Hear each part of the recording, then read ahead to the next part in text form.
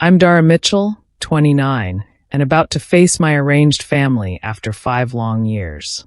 Tonight they're gathering at Maison, one of the most exclusive restaurants in the city, to celebrate my sister Heather's engagement. They've always judged my career choices, dismissed my culinary dreams as beneath our family name. Little do they know how much has changed since I walked away. My stomach knots as I straighten my simple black dress.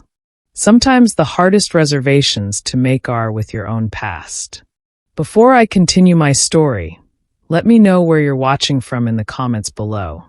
Don't forget to like and subscribe if you've ever had to prove your worth to people who should have believed in you from the start. Growing up in Greenwich, Connecticut, meant something very specific in my family. The Mitchells weren't just wealthy, we were a legacy. My parents, Margaret and Richard Mitchell, built their identities around status markers. The right address, the right schools, the right professions. Our sprawling colonial home hosted fundraisers where my mother would parade us children around like accessories, her pride directly proportional to how well we fit into her vision of success. The Mitchell children are destined for greatness, she'd tell her friends at garden parties, while my father nodded approvingly behind his whiskey tumbler. Heather's already set on Yale Law, and Ethan shows such promise in mathematics. He'll make an excellent investment banker. When guests would inevitably turn to me, the middle child, my mother's smile would tighten almost imperceptibly. Dara has creative inclinations. She'll find her way. What she meant was that I was the family disappointment. While Heather excelled at debate club and Ethan won math competitions, I spent hours in our housekeeper Elena's domain, the kitchen. Elena, a warm-hearted woman from Greece, recognized something in me that my parents couldn't: genuine passion. "You have the hands for this work," she'd say as I helped her knead bread dough or precisely dice vegetables. "The way you taste, the way you smell, you understand food in your soul." By 13, I was creating my own recipes. By 16, I was hosting underground dinner parties for my friends when my parents traveled. The kitchen became my sanctuary, the place where I felt most authentically myself. "Cooking is a servant's work," my father declared when I mentioned culinary school during my junior year of high school. Mitchell's hire chefs. They don't become them. To appease them, I applied to business schools, eventually attending Dartmouth, where my father and grandfather had gone. But even there, I found ways to nurture my true passion. Taking food science electives and nutrition courses I could justify as complementary to business administration. I started an underground supper club in my apartment, charging students for innovative 5-course meals to fund my secret weekend workshops with local chefs. My double life continued into graduate school. I was 6 months into an MBA program that made me profoundly unhappy when Chef Laurent Bisset, a French culinary master with 3 Michelin stars, visited campus for a lecture series. After tasting my food at a university reception I had helped cater, he pulled me aside. "Who taught you to make a reduction like this?" he asked, his accent thick but his eyes serious. "I taught myself," I admitted. "From books, videos, experimenting." He handed me his card. "You are wasting your talent here. Come to my kitchen in New York. I will make you great." That night changed everything. 2 weeks later, I stood in my parents' immaculate living room explaining why I was dropping out of my MBA program to attend culinary school. The silence that followed my announcement was deafening.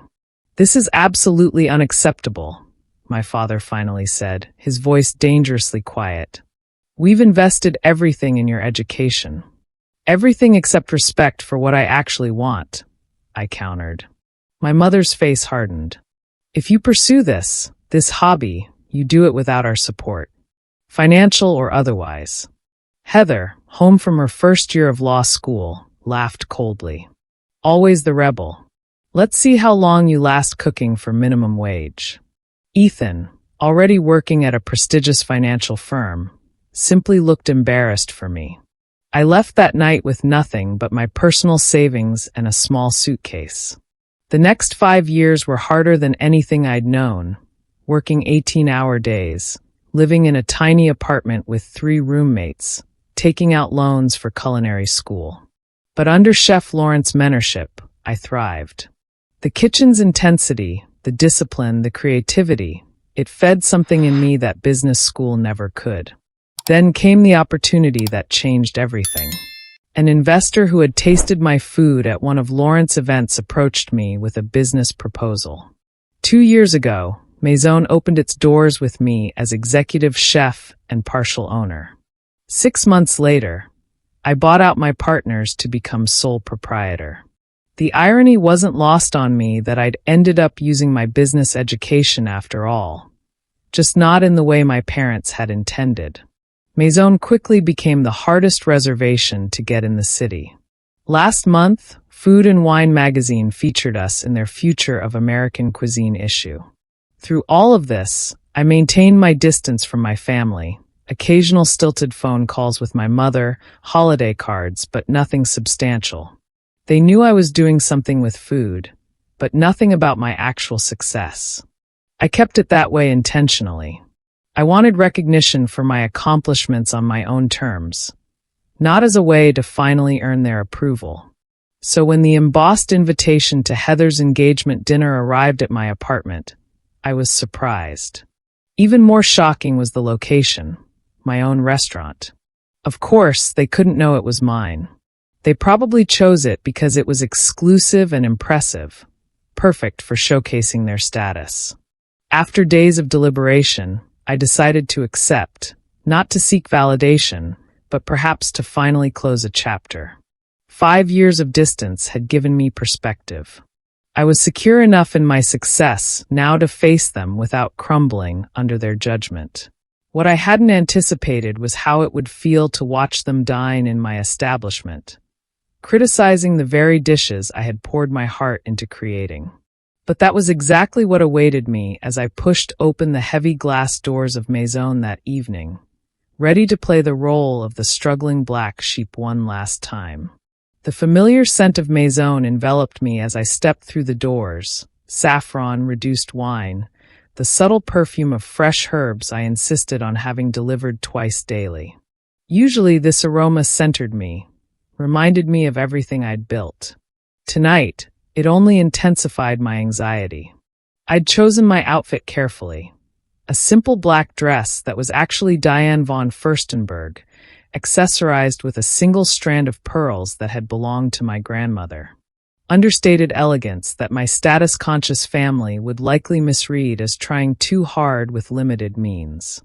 My hair was pulled back into a sleek chignon, another detail they would probably interpret as not being able to afford proper styling. Marcus, my most senior server, spotted me immediately. His eyes widened slightly in question. I rarely came in through the front entrance as a guest.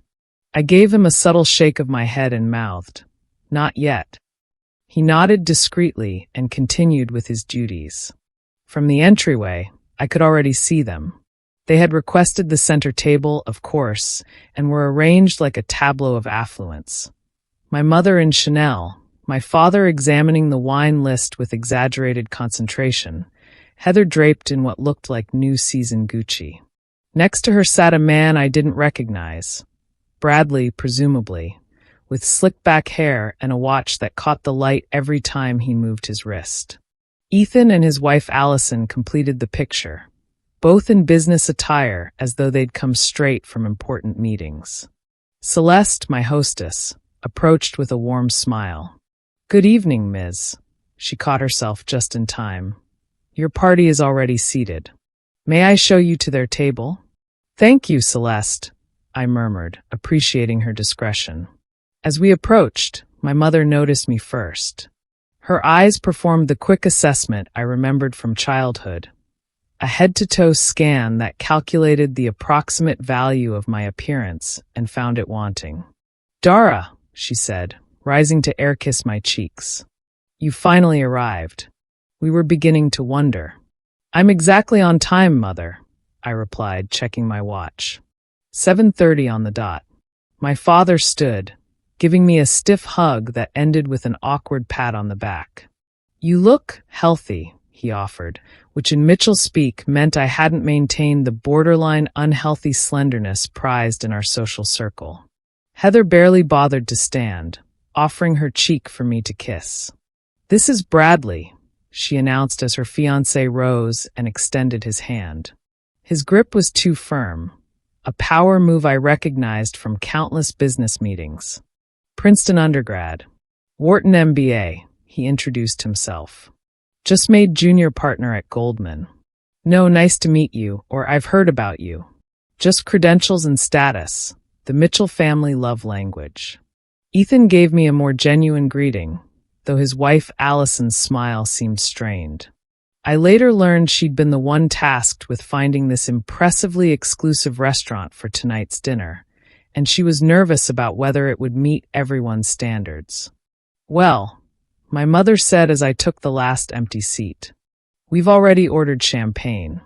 I hope that's acceptable." I noticed they'd chosen the second most expensive option on our list. Showy, but not reckless. Typical. Around us, the restaurant hummed with the energy I'd worked so hard to cultivate. The lighting was dim enough for intimacy, but bright enough to appreciate the artful plating of each dish. The sound level perfectly balanced conversation and privacy. The tables were spaced just so, close enough to create energy, far enough apart for discretion. Every detail had been my decision, from the linen weight to the custom-designed chairs that encouraged diners to linger without becoming uncomfortable. I watched the staff's subtle reactions as they realized I was sitting with guests. Jose, our sommelier, caught my eye as he approached with the champagne. The slightest raise of his eyebrow asked if I wanted him to acknowledge me. I gave an imperceptible shake of my head. "Excellent choice," he said to my father instead, presenting the bottle with practiced elegance before beginning to pour. "We're celebrating an engagement," my father announced unnecessarily, clearly hoping for special treatment. "Congratulations," Jose replied smoothly. "Maison is honored to host such a special occasion." "I'm surprised you managed a reservation," I said innocently. "I've heard it's quite difficult." Bradley leaned forward. "I know people," he said with a wink. So smug I had to suppress an eye roll. "Called in a favor with a client who's friendly with the management." I bit my tongue. The client was likely Craig Winters, one of our regular investors who occasionally requested tables for business associates. I made a mental note to speak with him about Bradley. "Well, aren't you resourceful?" I murmured, raising my champagne flute to Heather and Bradley. My father declared, "A perfect match and a brilliant future." We clinked glasses and I took a small sip, noting that the champagne was served at the precise temperature I had trained my staff to maintain. My mother set down her glass and fixed me with her attention. "Tell us what you've been up to these past few years. You've been so mysterious." The table's focus shifted to me, 5 pairs of eyes evaluating, ready to judge. "I've been working in food," I said simply. "Learning, growing." "Still with that cooking phase?" Heather sighed, as though I'd admitted to a regrettable addiction. "I thought surely by now you'd have moved on to something more substantial." "Not everyone can handle the corporate path," Ethan added, managing to make his defense sound like criticism. Bradley looked confused. "What exactly do you do? Line cook? Catering? Various roles?" "I've worn many hats," I answered vaguely. "Well, we're just glad you're managing to support yourself," my mother said, with a fake graciousness I knew so well. "Though we've always said our door is open, if things get too challenging."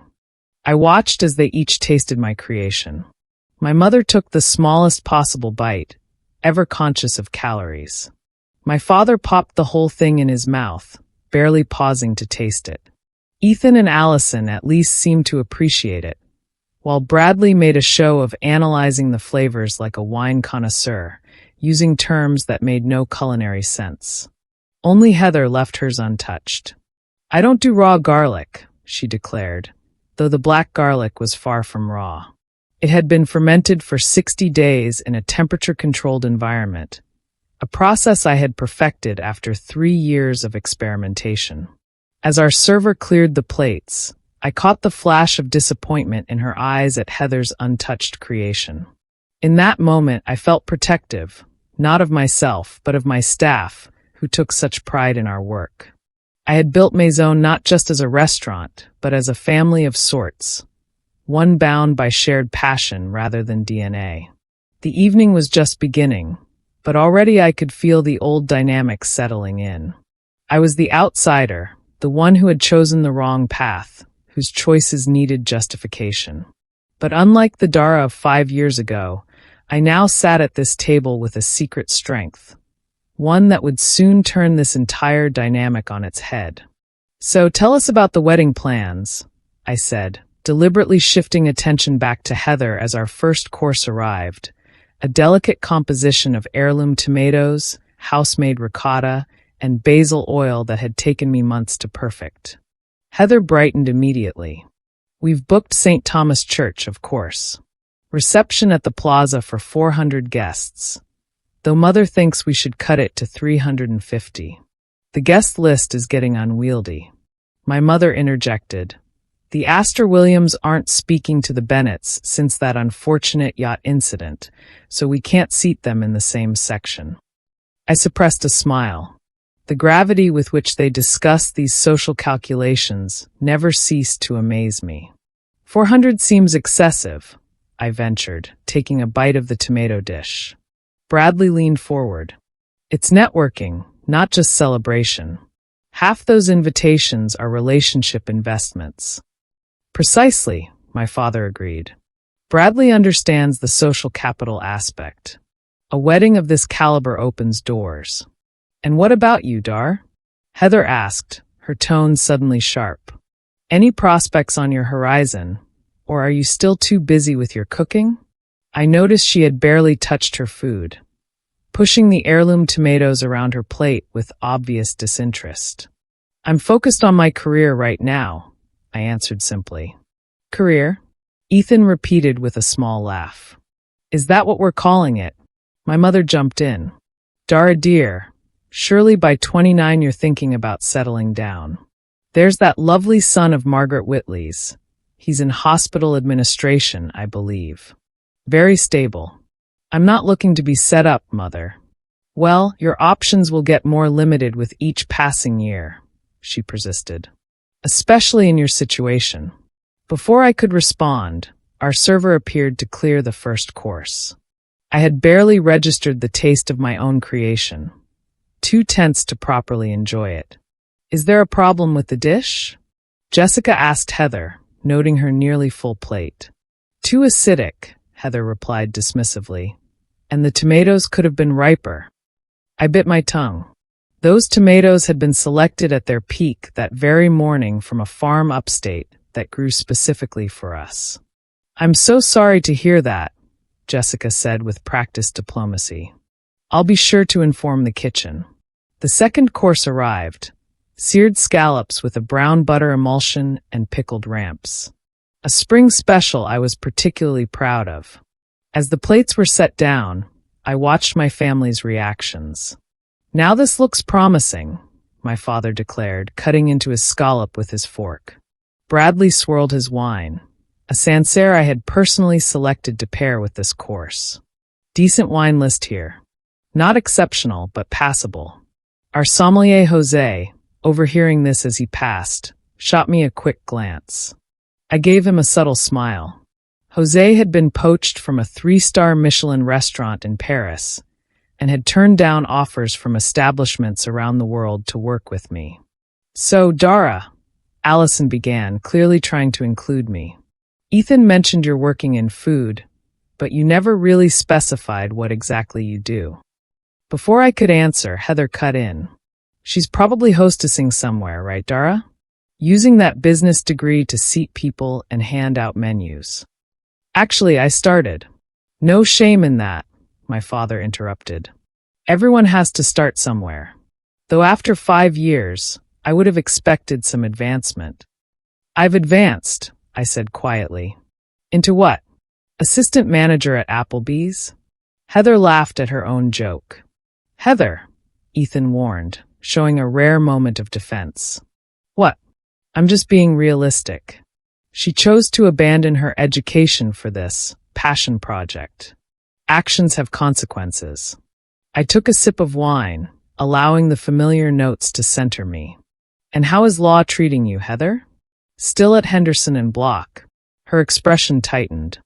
I'm between positions at the moment, actually. Taking time to plan the wedding.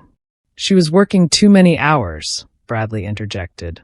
I told her, my wife doesn't need to kill herself at some firm. Once we're married, she can do charity work. Like my mother. I noticed the flash of something, resentment, frustration, in Heather's eyes before she smoothed her expression back. What is happening? My mother finally managed. I took a deep breath. The moment I had both dreaded and secretly anticipated for 5 years had arrived. Welcome to Maison, I said simply. My restaurant. The silence stretched for what felt like an eternity. My father was the first to recover, his expression shifting from confusion to calculation. Your restaurant, he repeated carefully. You work here? No, father, I clarified, feeling a strange calm settle over me. I own Maison. I'm the executive chef and sole proprietor. That's impossible, Heather blurted. This is one of the most exclusive restaurants in the city. It's been featured in major magazines. Yes, I agreed. Food and Wine last month. Bon Appetit before that. The New York Times gave us 4 stars in their review last year. Bradley was staring at me as though I'd suddenly started speaking in tongues. But you said you worked in food. You were vague about everything. Because I wanted to see how you would treat me if you thought I was struggling, I explained. And you've all made that abundantly clear tonight. My mother's hand fluttered to her pearls, her go-to gesture when socially destabilized. Darling, why wouldn't you tell us about this achievement? The way she emphasized achievement spoke volumes. Success made my choices retroactively acceptable in a way passion alone never could. Would you like the full story? I asked, looking around the table. Without waiting for an answer, I continued. After I left 5 years ago, I moved to the city with what little savings I had. I rented a tiny room in an apartment with 3 roommates in Queens. For the first year, I worked 3 jobs: prep cook at a bistro from 5 a.m. to noon, line cook at a midtown restaurant from 1 p.m. to 10 p.m., and weekend shifts at a bakery. I slept 4 hours a night. I had blisters and burns up and down my arms. I studied technique obsessively in my rare free moments. Chef Laurent, who had initially encouraged me to pursue culinary arts, took me under his wing. I became his sous chef within 18 months. 2.5 years ago, I was working a private event at Lawrence Restaurant. A guest, James Warren of Warren Capital, tried my special course and asked to meet the chef. He was surprised to find someone so young had created what he called the most innovative dish he'd tasted in years. James became my first investor. We found this space, which was a failed nightclub at the time. I developed the concept, designed the menu, hired the staff, oversaw every detail from the lighting fixtures to the custom plateware. $3.4 million for the initial investment. James brought in 2 other investors. We opened to immediate acclaim, partly due to Lawrence's endorsement and industry connections. 6 months in, we were profitable. 3 months after that, I used the restaurant's success to secure a loan and buy out my investors. I've been sole owner for over a year now. My family listened, stunned. Chef Miranda appeared at my side. The Matsuhisa party is ready. And your publisher called. I'll be right there, I said, then turned back to my family. Cookbook? Heather asked. Coming this fall. 120 recipes and personal stories. They began asking questions, trying to make up for the distance with approval. I answered calmly, without seeking validation. As I stood to leave, Ethan rose and said, What you've built is incredible, Dara. I'm sorry we didn't support you sooner. I nodded, moved more than I expected. My mother caught up to me. Please don't just walk away. Let's reconnect. I'll think about it. But I have investors waiting. Heather apologized too. And I believed she meant it. We made brunch plans. 2 weeks later, I sat in my closed restaurant reflecting. Brunch had gone well. My parents awkward at first, then surprised by the simple brilliance of a hole-in-the-wall place I took them to. Heather texted asking for coffee. My mother called 3 times. My father sent an article on women chefs. Even Ethan wanted to show his kids my kitchen. No, it wasn't a movie ending. But it was healing. I opened my notebook. Began writing the intro to my cookbook. Food has always been my truest language. When words failed, I spoke through flavor. The dishes in this book are chapters of a life lived in pursuit of authenticity, not approval. This wasn't about winning them over. It was about knowing who I was all along, and finally standing in it. Not for applause, not for status, but for myself.